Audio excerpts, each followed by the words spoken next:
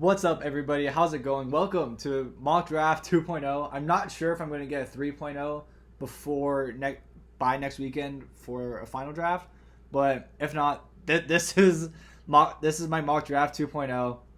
I wanted to wait a little bit on this because I want to wait till all the trades came through, signings were done.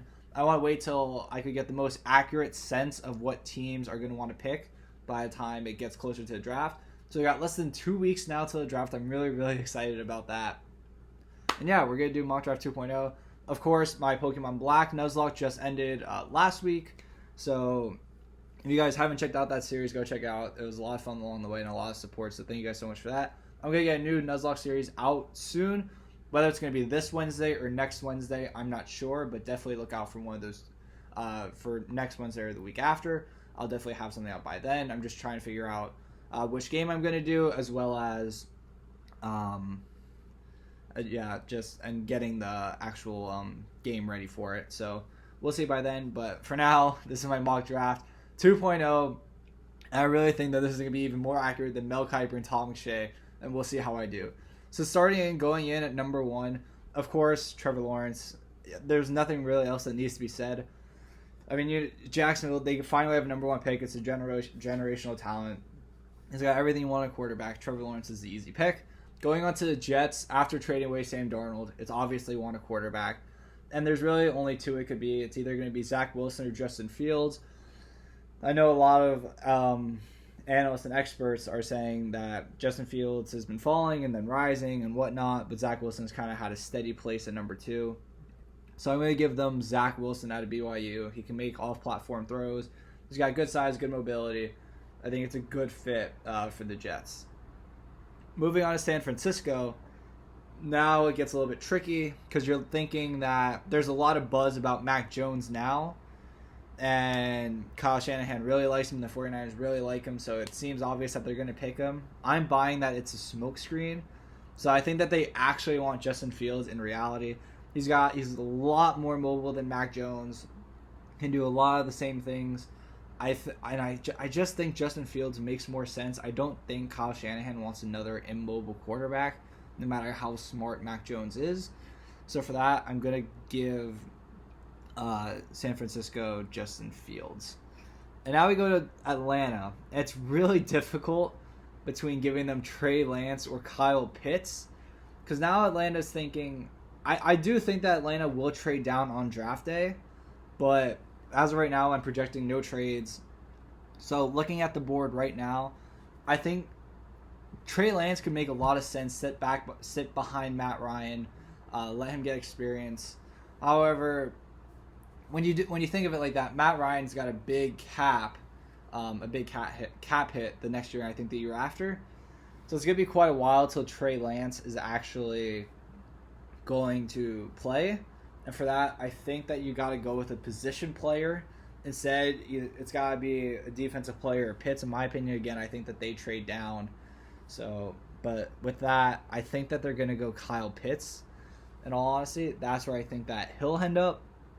We'll see how that goes. And then Cincinnati Bengals, again, it's between 2 players for me. I think it's either going to be Jamar Chase or Penei Sewell. Although seeing as how Joe Burrow is the quarterback, and they don't have a good offensive line. They really don't. And I think they already have 2 good receivers in T. Higgins and Tyler Boyd.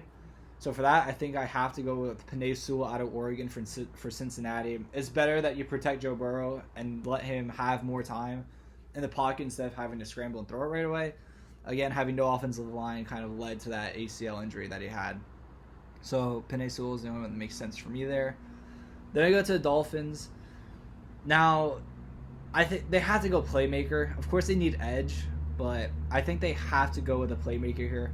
And it only makes sense to go Jamar Chase. I mean, he had insane measurables at the Combine, a 4.38 unofficial 40 time, as well as an amazing 2019 season before the COVID opt-out.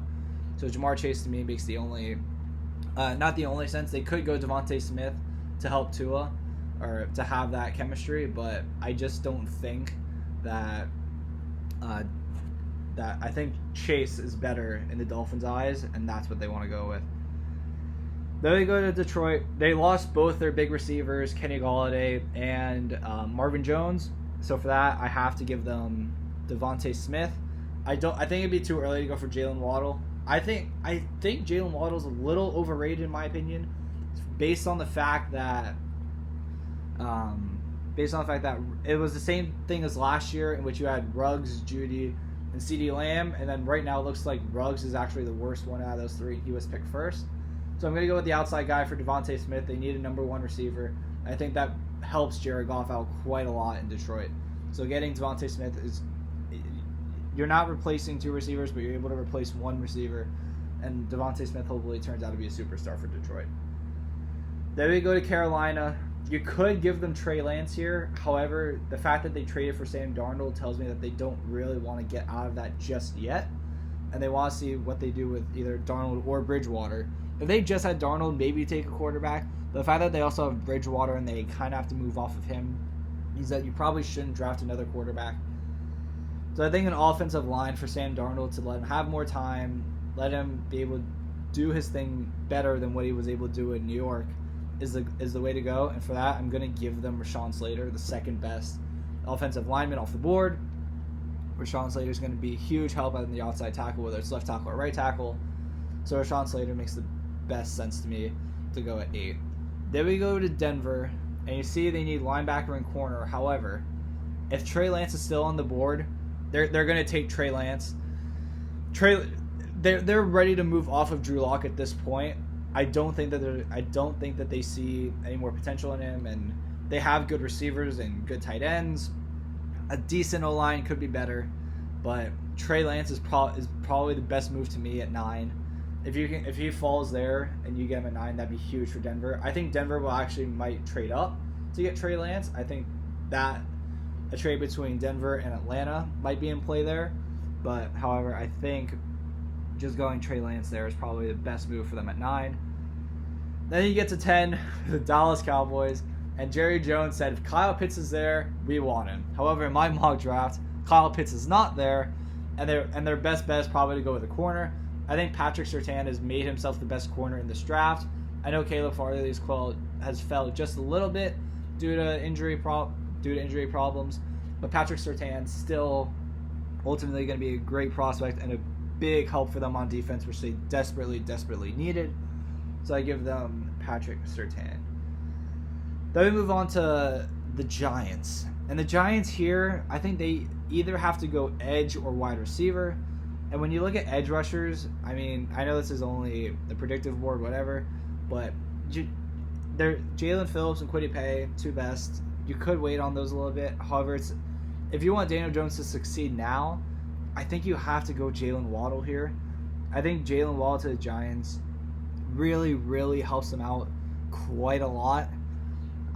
He's got big play speed. You already got Kenny Golladay. If you add him, and then you already have Slayton Shepard, as well as two tight ends that are really good, a running back that's really good.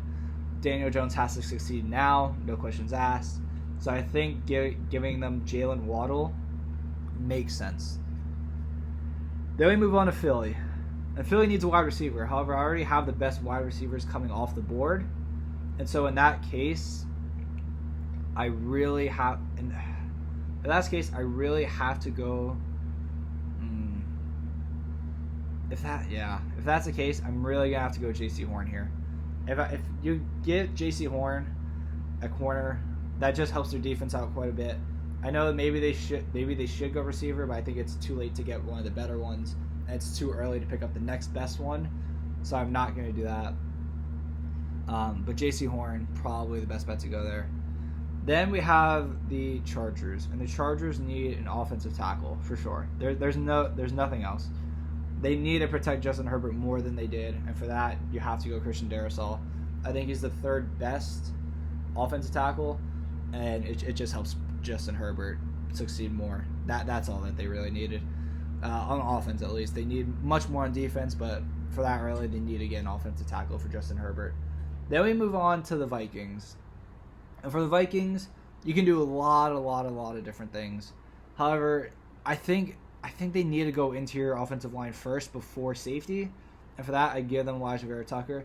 He's probably the third best offensive lineman in the draft compared to, I think Darrisaw is probably the fourth best. But no matter which way you put it, it's still a very good pickup for the Vikings. and they do really, really good in getting Elijah Vera Tucker. Then we have New England, and they're still the quarterback on my board, and I'm going to give it to them. I'm going to give New England Mac Jones. And I know maybe it doesn't make the most sense because maybe Mac Jones doesn't fall this far. Maybe he doesn't fall this far, considering that there's probably going to be more quarterbacks 5 in the top 10. I don't know why Mac Jones would fall. However, I think that Mac Jones will. I think that New England might have to trade up for him if they want him.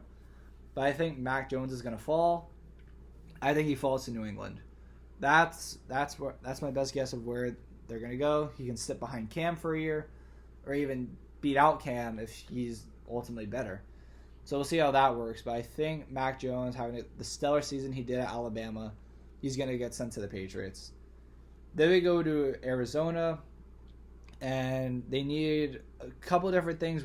I think they got running back solved with James Conner, at least for the moment.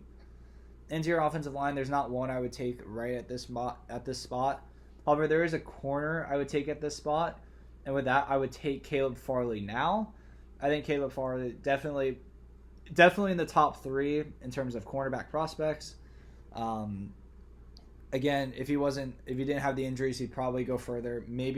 Probably above Horn and maybe above Surtain. I don't know. But Caleb Farley, one of the best corner prospects after the Cardinals lose Patrick Peterson. I think it only makes sense that they replace him with Caleb Farley. And then we have the Raiders, and I'm going to give them an absolute steal in this draft. They're going to get Micah Parsons at 17, getting that linebacker that they really, really need. I think that the Raiders had to help out defense. They can't go for any more on offense. They have to help out that defense. It's one of the worst ranked defenses in the league. So Caleb Farley to me only makes the most sense there. Or not Caleb Farley, Micah Parsons as a sideline to sideline linebacker. You can do it all. Makes the most sense for the Raiders. Then we move on to the Dolphins, and it's either going to be running back or edge rusher. As much as I want to give them Najee Harris here, I think it's more important that they actually get the edge rusher. I think they need to create more pressure because they allowed too much time for their opposing quarterbacks to make plays. I think if they go Jalen Phillips here, it'd be a huge help. Again, I could have either switched that out for Kwity Paye or Gregory Rousseau, but I think I favor Jalen Phillips here a little bit more. So I'm just going to give them Jalen Phillips. Again, stays right in Miami. I think it'd be a plug-and-play addition to the squad, and they get a good pass rusher to help them up front. Then we go to Washington. And Washington, I was really confused on what to give Washington, in all honesty. I couldn't figure it out. I don't want to give them another offensive lineman just yet. I don't want...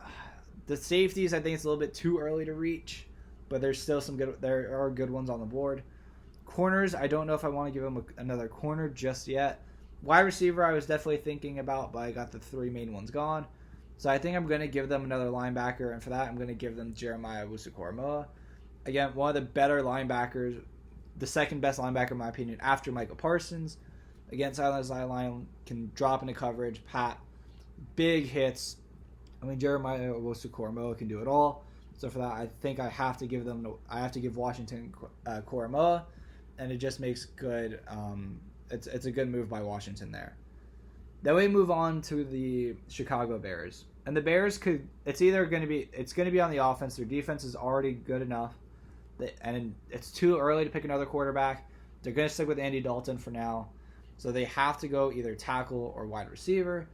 And they do have some good tackles. I could have given them Tevin Jenkins, Leatherwood, or Cosme, or I would have to give them wide receiver, and I can go Bateman, Moore, Tony, Marshall, any of these good receivers. And I'm going to give them a receiver because I think it's more important that they get another playmaker there to side with Allen Robinson and rookie upstart Darnell Mooney. So for that, I think I'm going to give them Kadarius Toney. He has elite playmaking speed. Once you get the ball in his hands, he can go anywhere with it. Great run after the catch ability. Kadarius Toney would really help out whoever's playing quarterback back there because God knows that they need quarterback help. But Kadarius Toney is going to make that job a little bit easier for the quarterback. I think it's a good pick for them at 20. Then we go to the Colts. And the Colts probably just need to go with an offensive lineman. They want to keep that they want to keep that offensive line going with after Anthony Costanzo retired, I believe, and they need to keep it short up and elite for Carson Wentz back there. So I'm gonna give them Tevin Jenkins. He's probably the best pick for me. Maybe you could go Cosme or Leatherwood there.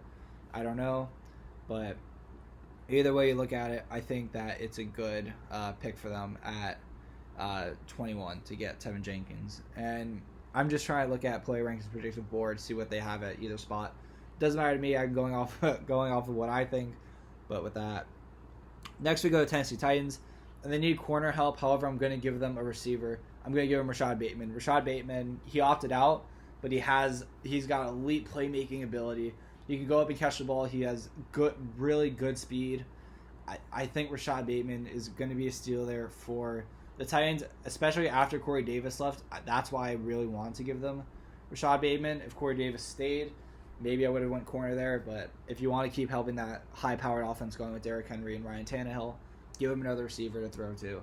Rashad Bateman makes a lot of sense there. Then we go to the Jets, and honestly, the Jets, I didn't know what to give them. They really could go anywhere. They could give them a wide receiver. A wide receiver would probably be good for them, but I think that they like the receivers they have right now. I was thinking about maybe giving corner, but I don't want to give them something there. I think they have to go with a pass rusher, and Kwity Paye finally finds a home. He's got high motor, great talent. I think Kwity Paye to the Jets is really going to help out that defensive line. I know many people might predict a running back to help out Zach Wilson when he gets there, but maybe they take one in the second round.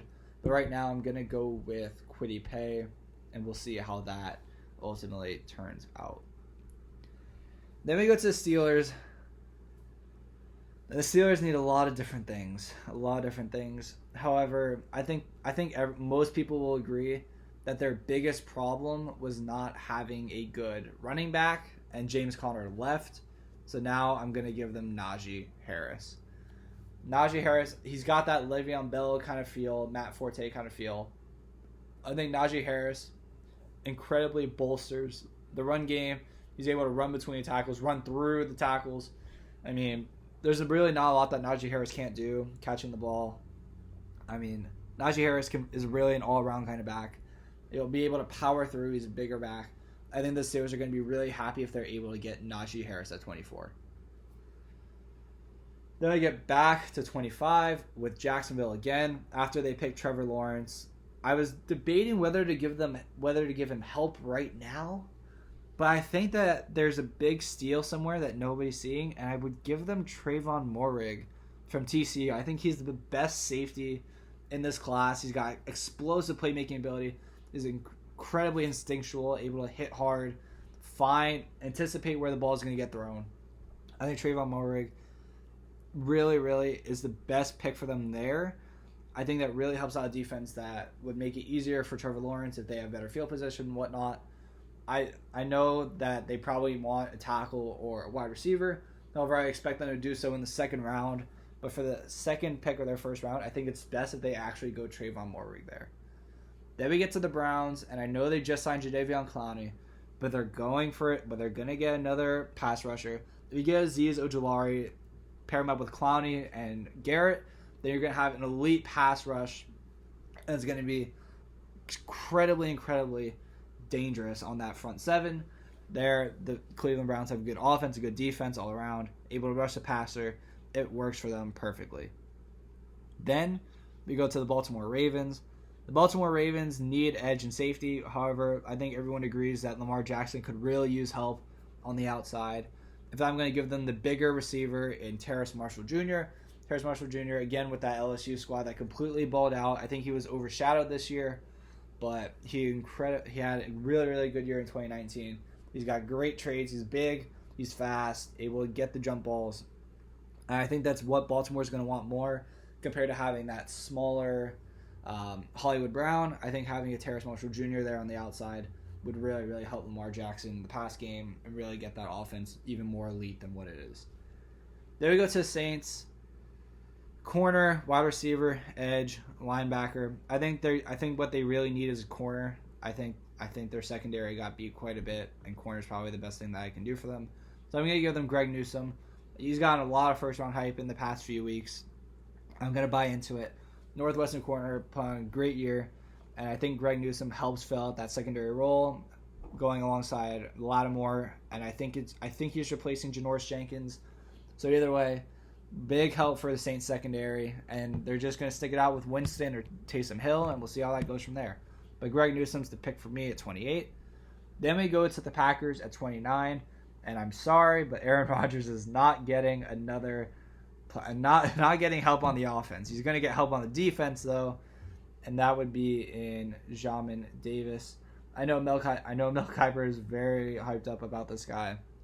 And I think if he falls this late, when, again, there are other linebackers, like Baron Browning, Zaven Collins, Nick Bolton, Jabril Cox. However, I think Jamin Davis, I'm sorry that I'm pronouncing his name wrong if I am, but Jamin Davis has a lot of upside and can really help out that Packers front seven. I know that Packers fans want to get him a tackle or wide receiver to help out Aaron Rodgers, but I just don't think they do. I think they get more help on the defense, that way they can play better when it comes January, February time. Then we go to the Bills. And the Bills could really use somebody on defense. However, I think they want to help Josh Allen more than they want more. They already want to help out Josh Allen more. But it's not going to be a wide receiver. We're going to give them Travis Etienne. If Travis Etienne falls to 30, I think that'll be big help for the Buffalo Bills. Because Devin Singletary, and I know they just drafted Zach Moss last year. However, I think that they want that explosive playmaking ability of Etienne. So I'm gonna give Etienne to the Bills. And the Bills just need more horsepower than they already did. I know having Stephon Diggs and Josh Allen back there is elite, but if you can get the run game going, if you can help the run game more, you should do so. And that Buffalo Bills is gonna get a steal at 30 with Etienne. I know I have two running backs going in the first round, but at the same time, I think that they're both worthy of first round picks. So Buffalo Bills go with Etienne. Then we go to the Chiefs. They lose both their offensive tackles. They lose both their offensive tackles. I can't go anywhere but offensive tackle. We saw what it did to them in the Super Bowl. And for that, I'm actually going to go with Samuel Cosmi. I think Cosmi at Texas, I don't know. I'm not sure why he's been falling, but I think that he has the best ability to succeed. Maybe he goes into guard and interior, but I think Samuel Cosmi as an outside tackle would really, really help Patrick Mahomes because he needs that time in the pocket. So we'll see how that turns out. Now, finally, the champion Tampa Bay Buccaneers. What do they need? They really don't need much. I mean, they were able to keep most of their players that they wanted to, and they're going to have all their starters return. So at this point, it's just adding depth to where they want to go. And I think that the best place for them to add depth to would probably have to be inside linemen. It's either going to be Onwuzurike or Barmore. I think that they're going to go Barmore for the last pick of the draft at 32. So if they go Barmore, it really just helps shore up that defensive line. They can keep their best run stopping ability. And yeah, that's what I got from my mock draft 2.0. I'll scroll through it quickly.